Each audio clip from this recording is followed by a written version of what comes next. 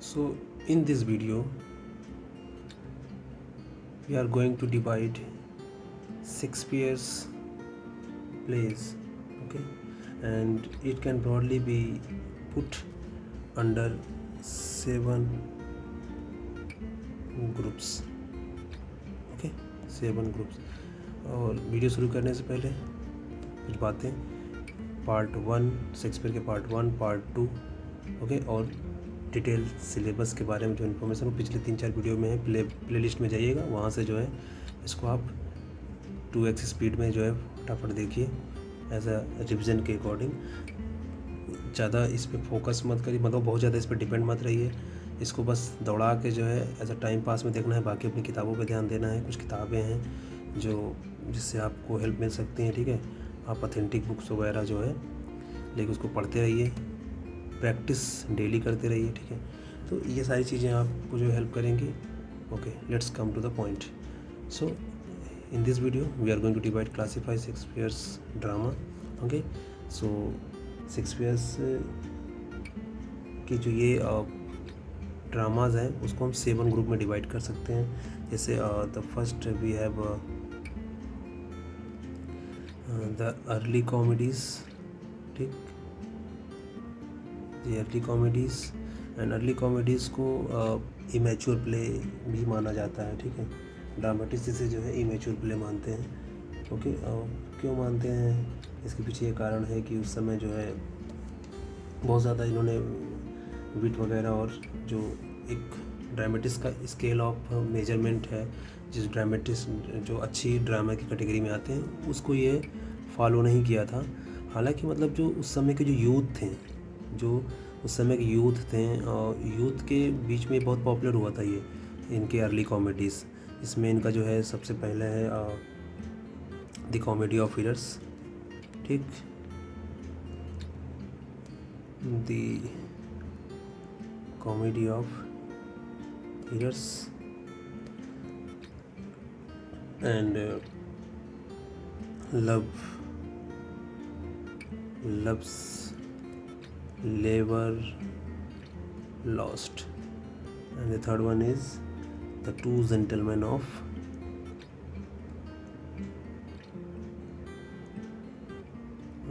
Verona, ठीक।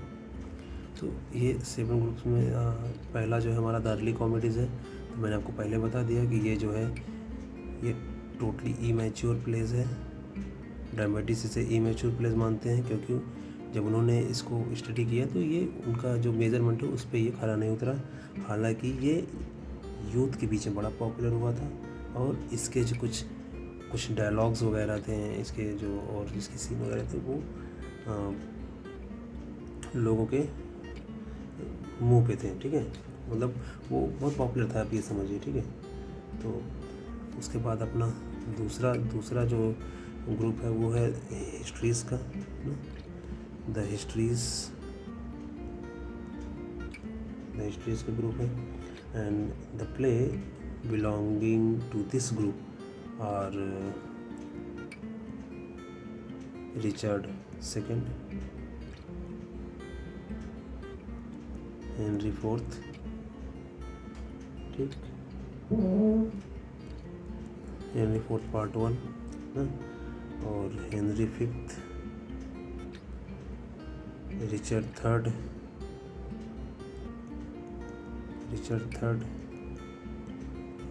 Richard second कोई और लिखा है, कमेंट में बता दीजिए कौन लिखा है, ठीक है। हेनरी 8, किंग जॉन, ठीक, एंड हेनरी 6, ठीक। तो ये इसके हिस्ट्रीज प्ले थे, ओके। अगर मैं इन ब्रीफ आपको बताऊं तो the histories plays are written by Shakespeare. He presents in these histories total British history, okay, of 300 years.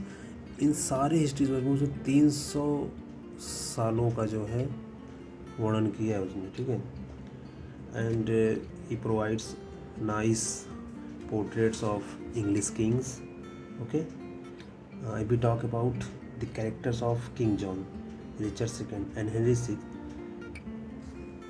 okay, note करो इसको कि शेक्सपियर ने जो है जो king John, Richard second and Henry sixth, king John, Richard, अरे sorry, इसके पहले मैंने कहा था रिचर्ड सेकेंड किसी और लिखा है, नहीं वो रिचर्ड शायद third, Richard second, Richard third हो गया, शायद रिचर्ड फोर्थ ऐसे कुछ लिखा है किसी ने, चलो मैं बताया, ड्राइडन है कोई, है ऐसे देख लेना, रिचर्ड का प्ले ऐसे करके और वो कन्फ्यूजन करता है, पूछता है तो देख लीजिएगा। सॉरी अभी मैं इसके बोला था कि रिचर्ड सेकेंड कोई और लिखा नहीं, रिचर्ड सेकेंड भी लिखा, ठीक, सॉरी।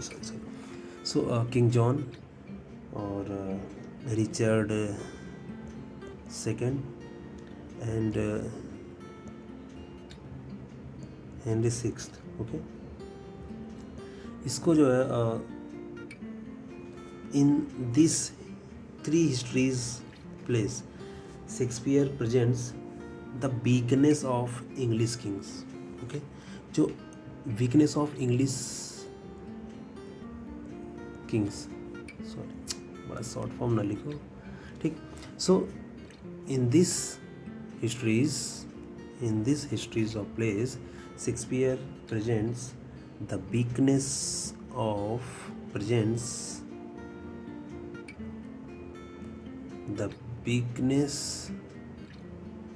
of इंग्लिश किंग्स की जो कमजोरियों को इसने देखा है, ठीक। And on the other hand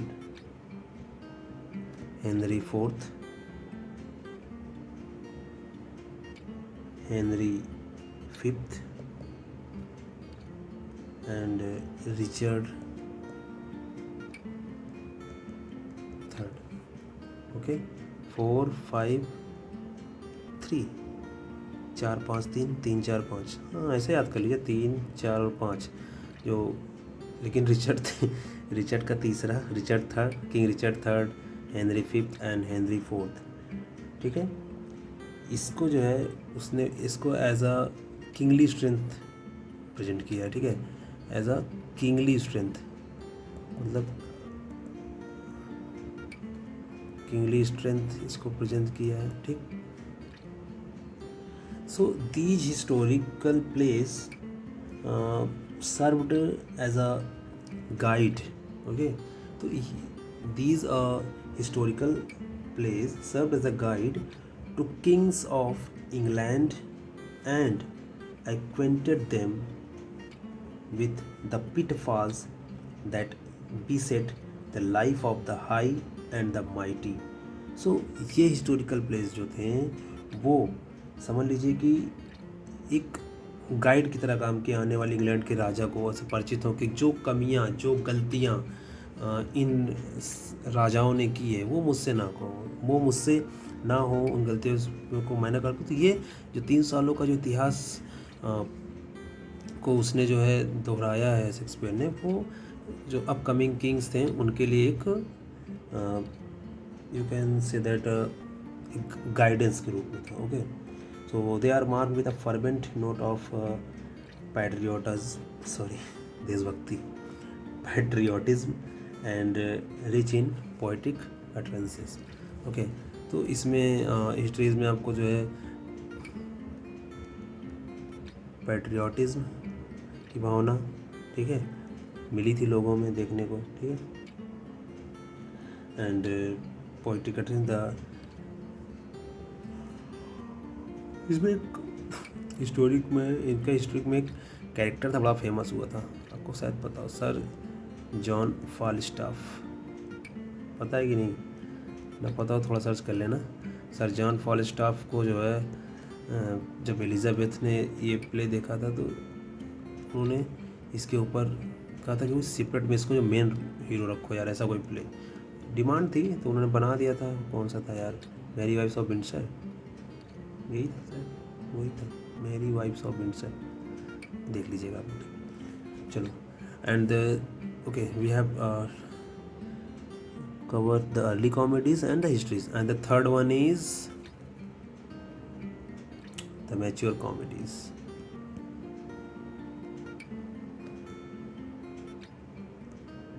the mature comedies. In mature comedies, we have much ado about nothing. Okay. बहुत एकदम आलसी हो गया यार, थोड़ा जल्दी जल्दी पढ़ा ले। तो मच एडो अबाउट नथिंग, ठीक। उसके बाद जो है अपना 12th नाइट, ठीक। 12th night, the merchant of Venice. अबे भाई साहब, 12th night, the merchant of Venice, as you like it, as you like it. 12th night, the merchant of Venice, much ado about nothing, much ado about nothing, तिल का ताड़ ना, तिल का ताड़ बना देना। 12th नाइट बहुत फेमस प्ले है, पढ़ के जाना। कैरेक्टर प्लॉट जैसे बताया है उस पहले मैंने वीडियो में प्ले में कैसे पढ़ना है, setting voting A to Z। और ये जो है ना सिजेरियो बायोला, उनका सेबेस्टियन बायोला का वो सब जो है, में कंफ्यूज मत होना, वो सब पूरा पढ़ के जाइएगा, ठीक। So in these comedies we can found the flower of Shakespeare's comic genius. आप पढ़ोगे तो मतलब अरे आप पढ़ोगे ही तो इसमें आप इसकी कॉमिक जो इसकी जीनियस नेचर आपको इसमें देखने को मिलेगा। कॉमेडी का बादशाह आप ये पढ़िए, 12 एज यू लाइक इट पढ़िए, एज यू लाइक इट। इसमें आपको जो है एपीलॉग मिलेगा, ठीक। और द मर्चेंट ऑफ वेनिस में सब, द मर्चेंट ऑफ वेनिस तो हम लोग हाई स्कूल में ही पढ़े थे, ठीक।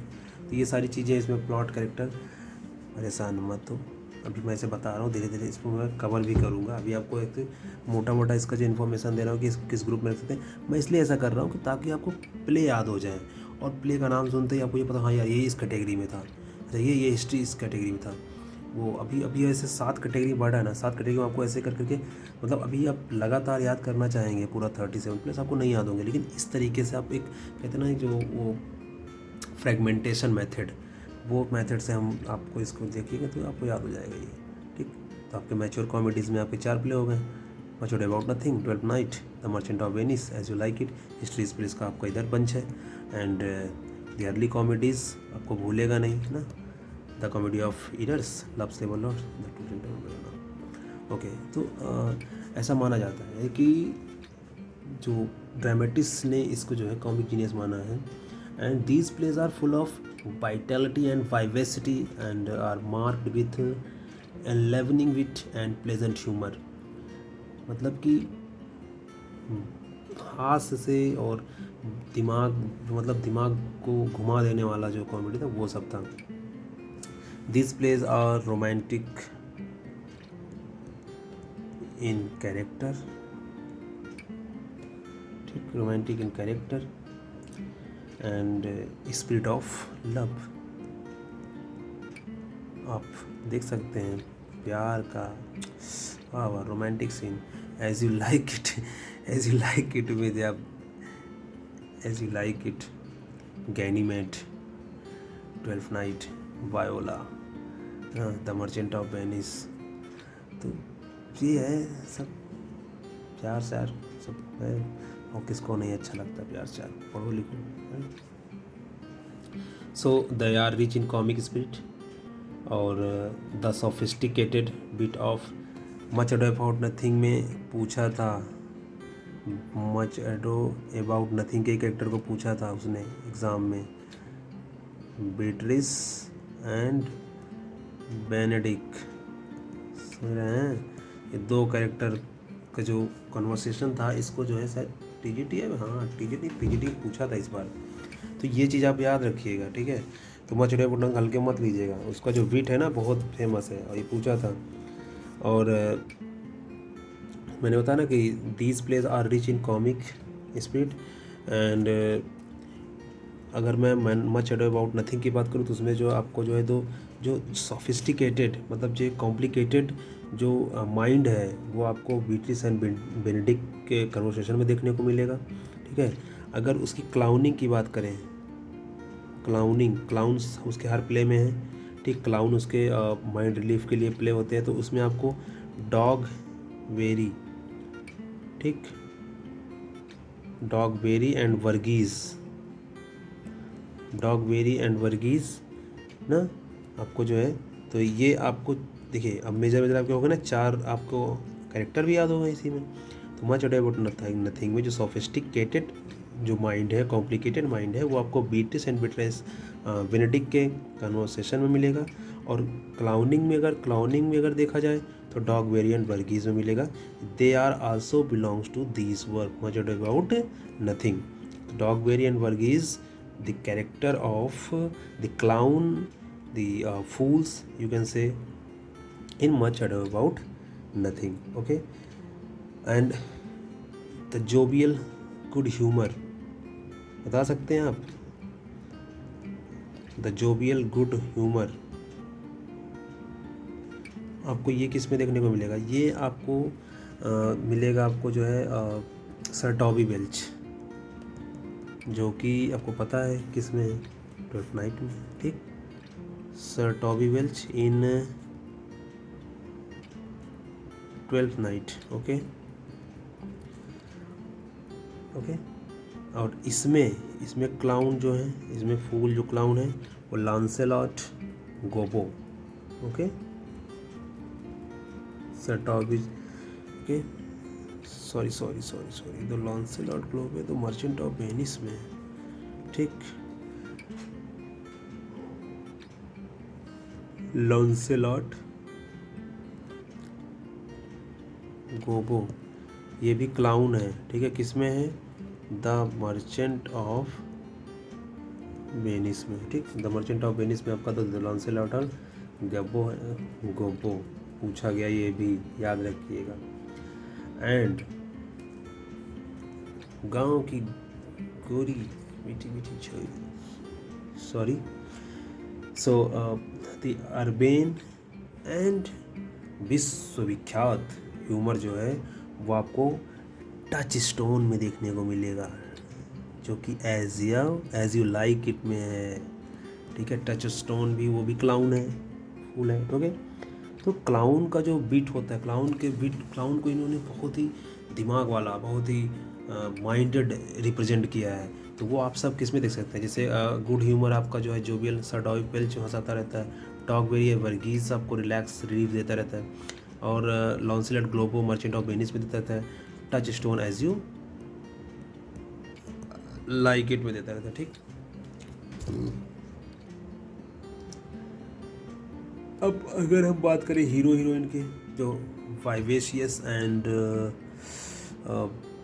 यू कैन से स्पार्कलिंग है ना, शाइनी ग्लिम्पसेस ना, तो these are hero heroines of these mature comedies such as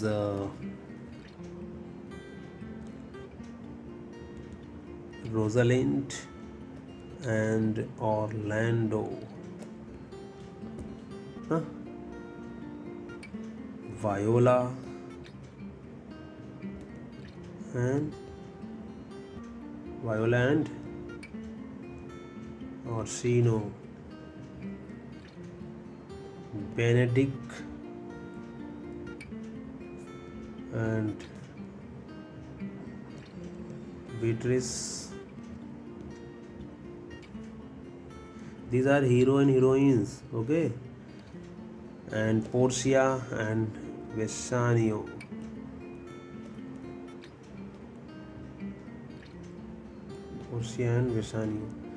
So these are hero heroines of mature comedies, okay? And they all are object of love. They all are object of love, admiration among the readers कौन? हम ही सब जो पढ़ रहे हैं, ये हमारे लिए प्रशंसा के और प्यार के जो ऑब्जेक्ट थे, और इसको हम सन्नी कॉमेडीज़ भी बोलते हैं।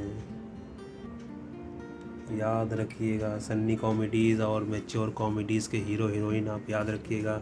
आपके पास जो है द बंच ऑफ कैरेक्टर्स हो गए, एक तरफ है क्लाउन्स का ग्रुप, एक तरफ हीरो हीरोइंस का ग्रुप। तो इस तरीके से आपने जो है कुछ कैरेक्टर्स को भी याद कर लिया, ठीक। तो ये हो गया ना। फोर्थ वन इज़, भाई वीडियो बड़ी लंबी हो रही लेकिन आज पूरा करेंगे, चाहे आधे घंटे हो जाएं इसको। चलो अब हम पहुंचते हैं फोर्थ में। ओके, फोर्थ जो ग्रुप में है वो सॉम्बर प्ले। इसको सॉम्बर प्लेस के नाम से जाना जाता है ग्रुप को। इसमें आपको मिल जाएंगे all's well that ends well, measure for measure and Troilus and Cressida.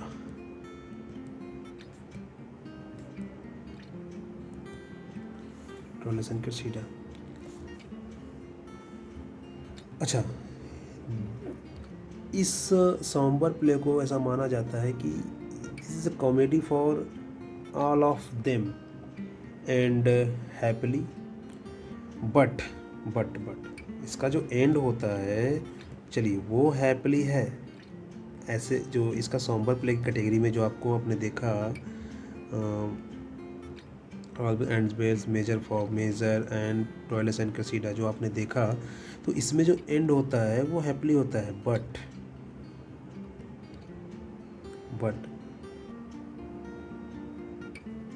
their general tone is marked with a note of tragedy and somberness.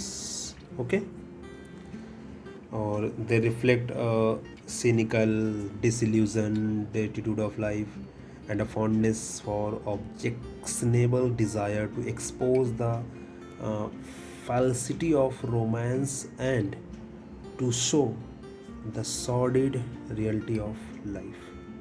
Okay, फिर से एक बार सुन लेते हैं कि द सॉम्बर प्लेस जो शेक्सपियर का है, all's well that ends well, measure for measure and Troilus and Cressida, इसमें जो इसका जो एंड होता है वो हैप्पीली होता है, बट इसका जो टोन होता है वो ट्रेजिक एंड सॉम्बरनेस होता है, ठीक है। एंड इसमें जो है आपको ये एक डेरोगेटरी टर्म में जो है रिफ्लेक्ट करते हैं सिनिक को, और जो डिसिल्यूजन एटीट्यूड ऑफ लाइफ है उसको ना। एंड ये मतलब कि जो रियलिटी ऑफ लाइफ है उसको बहुत मतलब कि गून टाइप में दिखाते हैं, ठीक है ना। And fifth one is the great tragedies. बड़ा इंतज़ार करवाया है द ग्रेट ट्रेजेडीज, सबको पता है, सूत्र बना है, हुक्म, Hamlet, Othello, King Lear, Macbeth होना चाहिए, देखते हैं। हाँ है भी। In this group belongs to Hamlet, Othello, King Lear, Macbeth. Tragedy of inaction brought about the pale cast of thought. ना कहते नहीं है Hamlet, the tragedy of inaction, कुछ नहीं करता, बस बड़ करता रहता है, कोई एक्शन नहीं लेता। तो हैमलेट को द ट्रेजेडी ऑफ इनएक्शन का नाम दे दिया गया। अथेलो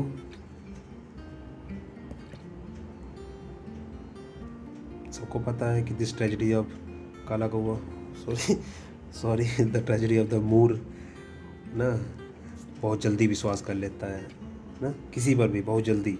वो believed too readily in the insinuations of the villain Iago and brought about the murder of his wife Desdemona and ultimately of his own self in the rashness of repentance. बेवकूफ़ ने यागो के चक्कर में, यागो के बहकावे में आके अपनी पत्नी डेस्टिनिनो को मार दिया और पछतावे में क्या किया, अपने आप को ही मार लिया। सो बच के रहिए, ठीक है। और अगला है अथेलो, तो लिखना पड़ेगा क्या, नहीं जाने तो समझ गए समझदार बच्चे, ठीक। अथेलो हो गया, okay. The third one is Macbeth. नहीं सर जी, क्रम मत बिगाड़िए, किंग लियर ही लिखिए पहले, okay. King Lear, okay. So the third one is King Lear, okay. अब किंग लियर को देख लो, किंग लियर यही 3 बहन, एक राजा, एडमंड दुष्ट, एडगर। बड़ी अच्छी कहानी भैया, पढ़िए पढ़िए पढ़िए, समरी उरी पढ़ लीजिए, पढ़ के जाइए, ठीक है, बड़ा अच्छा लगेगा। So tragedy of the old king, मैंने कहा था ना King Lear, the tragedy of an old king, ये भी लिख लो यार, ट्रेजेडी ऑफ मूर ना। पढ़ते हो सेटिंग उटिंग याद कर लेना, सेटिंग कैरेक्टर फैक्टर सब याद कर लेना।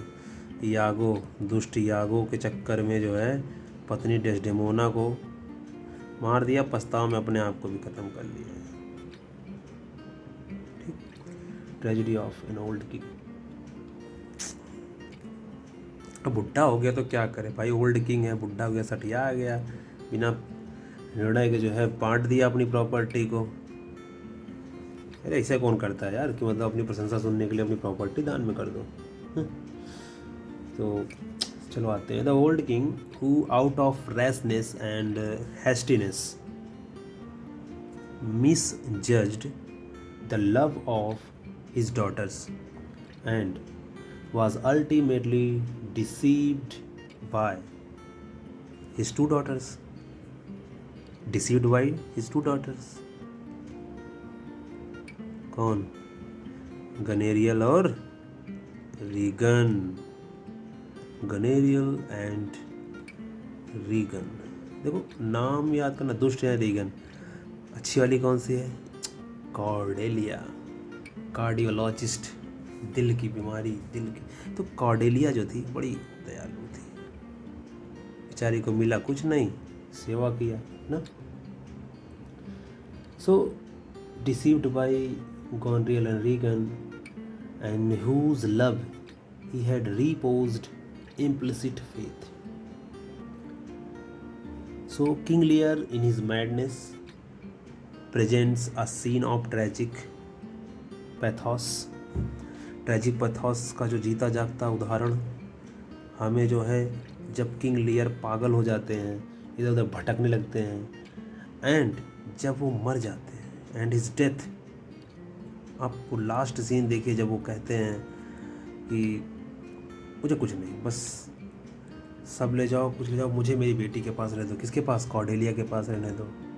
इन बेचारे जब मर जाते हैं, वो सीन जो है रीडर के आंखों में आंसू छोड़ जाता है। The death and brings tears to our eyes. The character of his youngest daughter Cordelia wins our sympathy and applause. It is the most intense of Shakespeare's tragedy. Depth, psychological insight, power of style, supreme high water mark of Shakespearean excellence. तो कहीं से भी King Lear पीछे नहीं। कोई भी dramatist King Lear को किसी भी एंगल से ये नहीं कह सकता कि this is the fall, this is the fail, this is the unsuccessful. Okay, now let's come to the Macbeth. ये भी कम नहीं है, ये तो अपने आप में भी ये भी है, बड़ी अच्छी भी है Macbeth. Is the tragedy of ambition.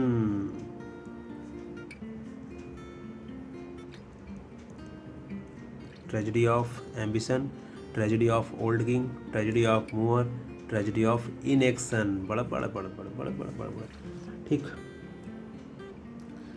तो Macbeth is the tragedy of ambition and marks the death of Macbeth, king Duncan and lady Macbeth. Ambition के लालच में कईयों को ले डूबा गधा, खुद तो गया ही, किंग डंकन को भी ले गया ना। लेडी मैकबेथ भी चली गई ना? ये वो बड़ी एम्बिशियस थी यही भड़काई थी बेचारे को अच्छा खासा। एम्बिशियस क्वीन लेडी मैकबेथ ना। बैंको,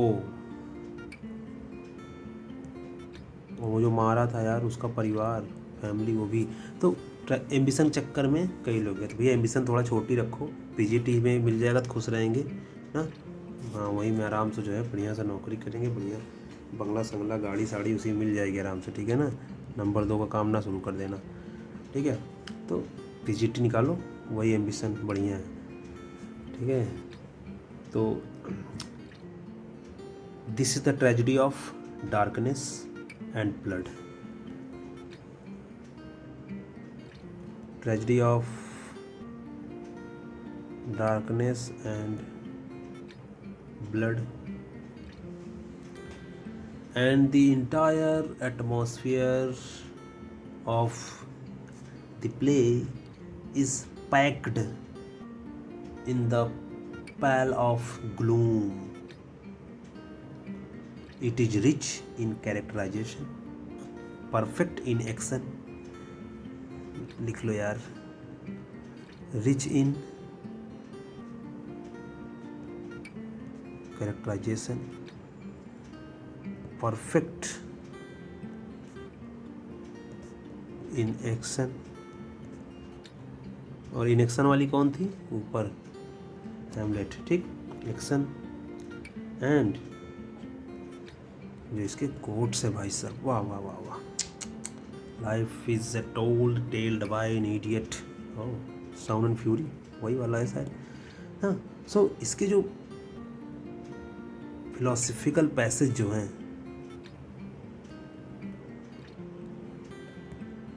वीडियो बड़ी लंबी हो जा रही, पता नहीं कोई देखेगा कि नहीं देखेगा। Philosophical passages about life and its futility, बताया था ना कौन सा। Life is a tale told by an idiot, life is a tale told by an idiot, full of sound and fury। याद रखिएगा दोस्तों, and signify nothing।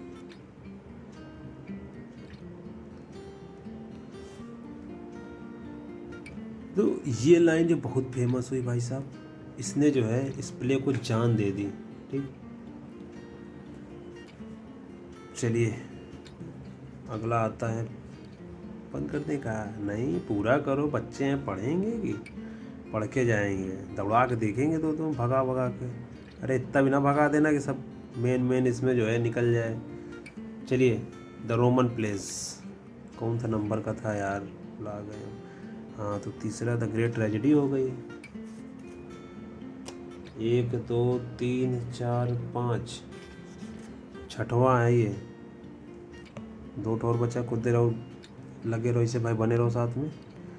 छठवां जो है द रोमन, हाँ इसको कहाँ भूल सकते हैं। ये तो कहोगे सर जी इतना बढ़िया हमको रोमियो जूलियट पढ़ाया ही नहीं, जूलियस सीजर नहीं पढ़ाया, ठीक। So Roman plays are based on North's translation of Plutarch's lives, याद रखिएगा पूछना है। Based on North's translation, north कुछ लिखे होंगे उसी का ट्रांसलेशन किए हैं ये बंधु ना, of Plutarch's lives and thought written at fairly wide intervals are usually considered as a group. Julius Caesar, based on इस पे North translation of Plutarch Lives. In this category we have Julius CAES CEAS का है ये CEASER Julius Caesar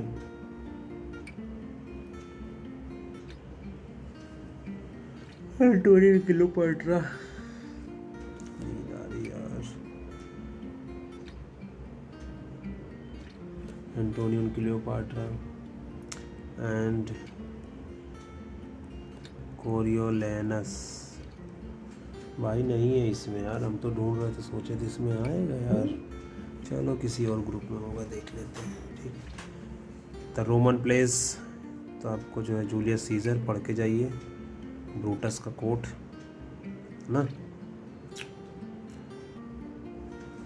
scissor की हत्याकांड में शामिल लोग को याद करके जाइए आप। अरे करेक्टर वही, करेक्टर सिटिंग फिटिंग याद कर लीजिएगा। Ides of beware the ides of March है। चलिए 7वां, बड़ा 40-45 मिनट की वीडियो बन रही है, कोई देखबा ही नहीं करेगा। The last play of romances, the last plays of Shakespeare are सिम्बेलेन,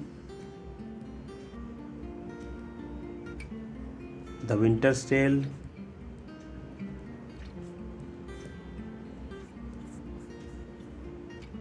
and the Tempest. कुछ पढ़ना ना पढ़ना, टेम्पेस्ट जरूर पढ़ के जाना। Blow blow the winter wind, उसमें है ना, द फादर लाइज हैं, पढ़ लेना। कोट्स वगैरह, करेक्टर वगैरह, सेटिंग वगैरह सब पढ़ लेना, बहुत पूछता है द टेम्पेस्ट। लास्ट प्ले है, लास्ट प्ले ऑफ शेक्सपियर, हेनरिएट नहीं, इनकम्प्लीट वाला, इसको जरूर पढ़ के जाना, ठीक है ना। ओके, तो अगर लास्ट प्ले की थीम हम देखोगे तो वही है, सबको माफ़ करना, अपनी पहचान वगैरह ना, तो यही सब है। ठीक, चलो वीडियो बड़ी लंबी हो गई थी, बहुत बहुत धन्यवाद टिके रहने के लिए। ठीक है, चाहिए दौड़ा के देखिए, शेयर कीजिए, इधर उधर पहुंचा दीजिए, देख के तो वैसे बेहोश हो जाएगा। 40 मिनट का शेक्सपियर हो, लेकिन सफिशिएंट है। कुछ कैरेक्टर्स हैं, लास्ट प्ले का आपको एक प्ले का जो सीरियल बाय सीरियल है आप याद कर सकते हैं। ठीक है, बेनिफिट तो कुछ ना कुछ मिलेगा ही, लॉस में नहीं होंगे आप। ठीक है, दौड़ा के देखिए, बहुत धीरे पढ़ाया मैंने, हाँ 1.5 में तो कर ही सकते हो। बहुत बहुत धन्यवाद आप लोगों का। ठीक है।